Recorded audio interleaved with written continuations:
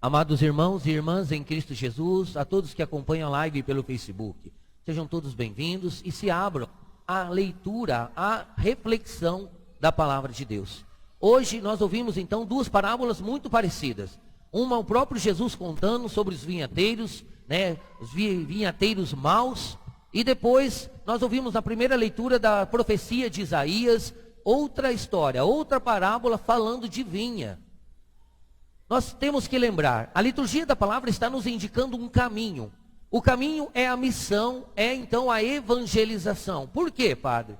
Porque para nós evangelizarmos é necessário aceitar Jesus como Deus. Se a gente não aceita Jesus como Deus, como podemos proclamar a nossa fé? Nós estamos aqui hoje com essas crianças, esse jovem, e eles estão proclamando a fé que os pais têm. Eles acreditam em Jesus Cristo. Então o primeiro passo é proclamar, eu acredito em Jesus. E o segundo passo então é começar a falar de Deus para outras pessoas. Nós precisamos ter consciência de evangelização, porque o católico muitas vezes não evangeliza, não fala de Deus. E hoje a leitura está dizendo isso. Vamos lá.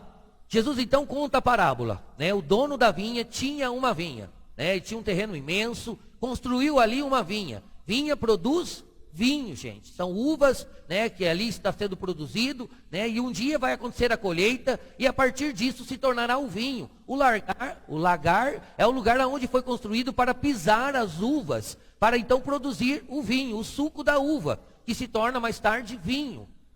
Por que Jesus usa o exemplo do vinho?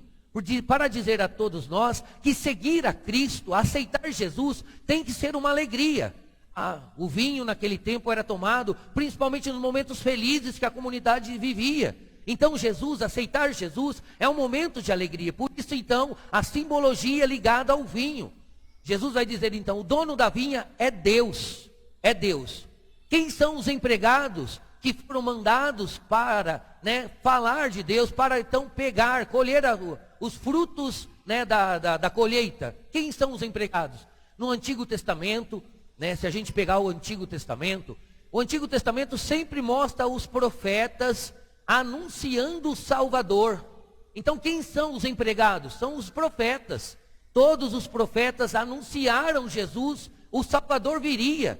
Mas aqueles homens a quem Jesus estava falando não aceitou Jesus como Deus. Não aceitou. Então Jesus está falando com os sumos sacerdotes e os anciãos do povo. E sumos sacerdotes é alto escalão. É como se nossos tempos fossem os bispos. E os anciãos do povo são as pessoas de mais idade que viviam para aconselhar as coisas de Deus para o povo. Então, em relação às coisas de Deus, são as pessoas que mais entendiam do assunto. Mas agora, os profetas anunciam o Salvador, e quando o Salvador chega, eles não aceitam. É isso que Jesus está falando com ele. Então os empregados foram mandados em dois tempos. Primeiro, poucos empregados. Quando a gente começa no Antigo Testamento, a gente percebe que são poucos os profetas. Mas quando vai avançando no Novo Testamento, nós vamos vendo crescer o número de profetas. Ezequiel, Isaías, temos vários profetas importantes, Jeremias, e outros, muitos outros, quais os livros ainda são bem pequenos, porque falam pouca história, mas são vários profetas. E todos estes morreram. Aí o dono da vinha, Deus, falou, vou mandar meu filho eles vão respeitar.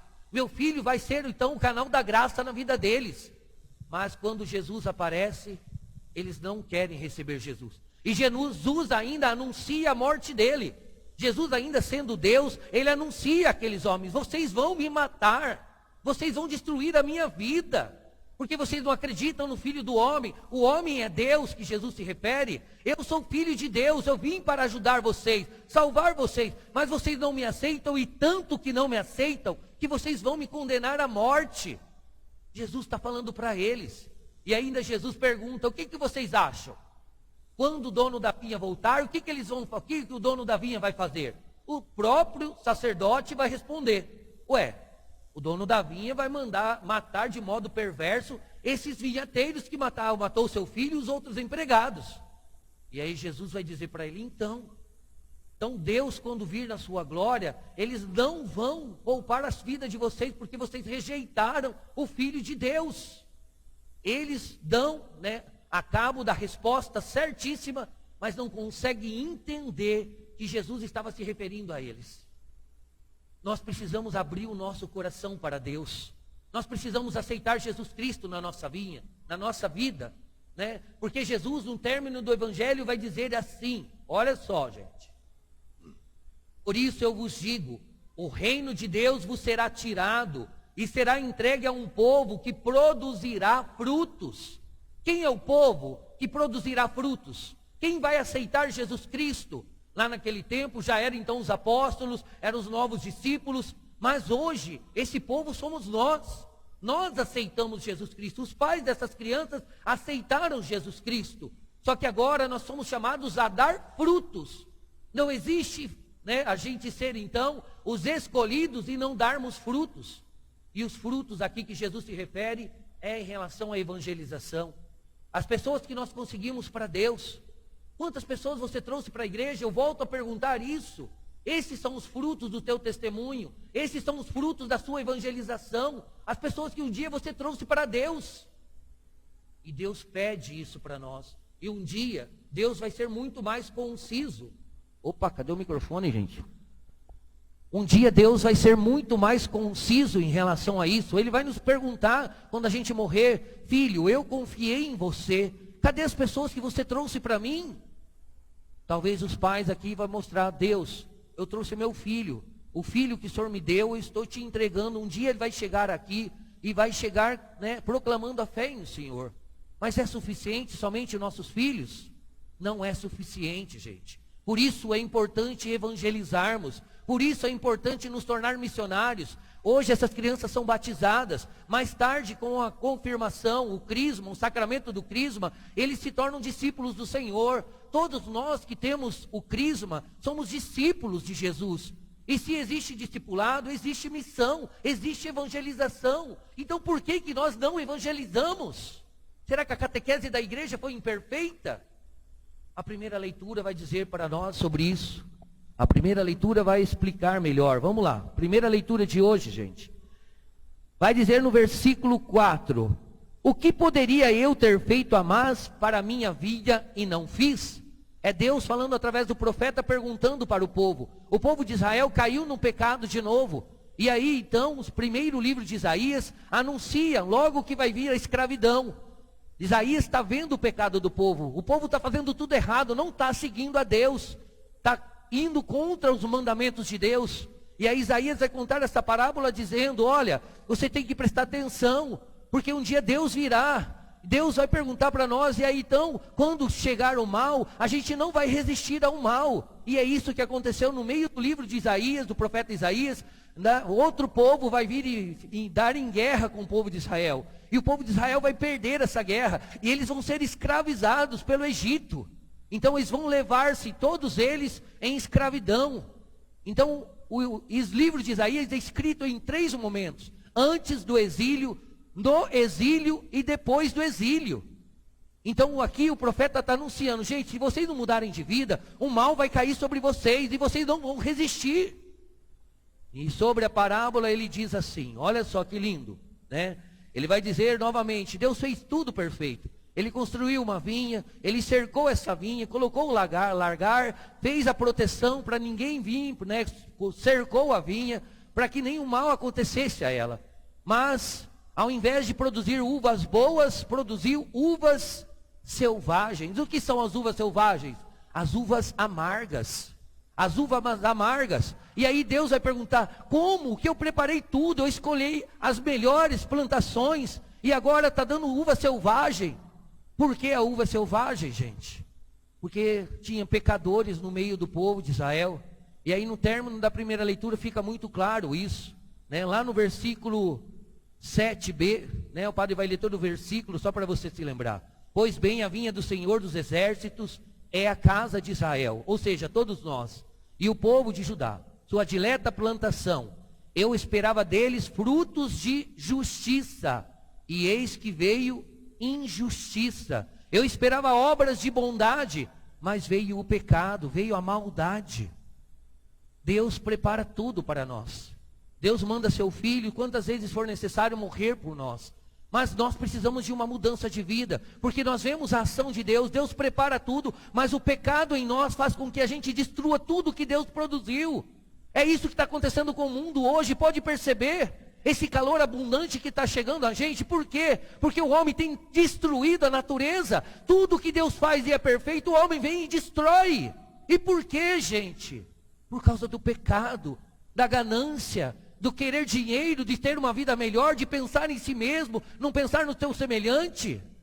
Isso é o pecado, e nós precisamos então lembrar, se Deus me escolheu, Ele me escolheu, Deus te escolheu, pai e mãe, madrinha e padrinho, Deus escolheu vocês, e Deus escolhe e pede, deem frutos para mim, para todos nós, Deus pede isso, deem frutos. Mas a gente não dá frutos.